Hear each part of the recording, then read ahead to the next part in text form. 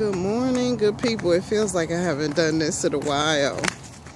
Anyway, I have arrived at my location, my destination. Today, I'm going to be talking about where do you go with a narcissist? So that is the title of today's message. Where do you go with a narcissist? So I was watching Wayne Dyer. He's a very mellow, motivational, very calm man. And he was talking about a friend of his by the name of Portia Nelson. I think she's passed, and he has too. And that was a great loss.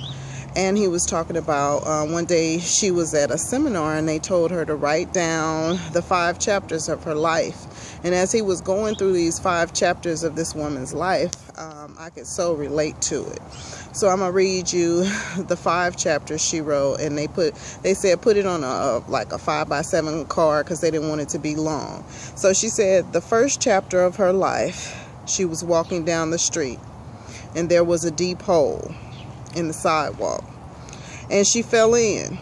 She said, I'm lost, I'm helpless, and it's not my fault, and it takes forever to find my way out.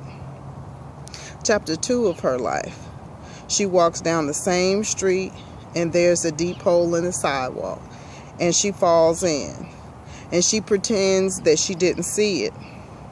And she says she can't believe that I'm in the same place and it still takes a long time to get out. Chapter 3 of my life. I walk down the same street. There's a deep hole. I see it there and I still fall in. Sorry, I'm moving it around and it's kind of dark. I'm trying to make it better. It's a habit. It's my fault. My eyes are open. I know where I am and I get out immediately. Chapter 4 of my life. I walk down the same street. There's a deep hole in the sidewalk. I walk around it. Chapter 5 of my life. I walk down another street. That's where I'm at, thank God. Dealing with a narcissist. I'm sure you probably walked down that same street. You saw it coming. Or maybe the first time you didn't know. I know I didn't know I was dealing with a narc. The second time, come back, you know a little something, but you're not quite sure. Third time, now you're in a habit. It's like a drug. You have to have it. You're narc. I think because they're charismatic, it's just like a roller coaster ride. And I think once you start riding the roller coaster, you don't want to get off. You want it to go again. But it doesn't lead anywhere good. And I felt just like her. I kept going down the same street. I knew it was a dark, deep hole, and I kept falling in. The last time I fell in this deep, dark hole, so this is November, about to be December, this is November 29th, was, let me see, July. That's when I realized what I was dealing with. And I didn't even know the full potential. It was after his last time leaving that I was like, I don't want to go down this street again. And that is my plan. That's why, so my question was, where do you go with a narcissist? And the answer is nowhere, because you should have no contact. And so I'm not trying to lecture.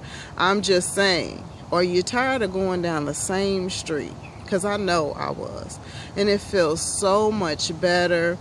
And this is like learning how to love yourself. I love myself. I value my time. Even this past Thanksgiving, it's people I just don't have energy for, so I stayed away.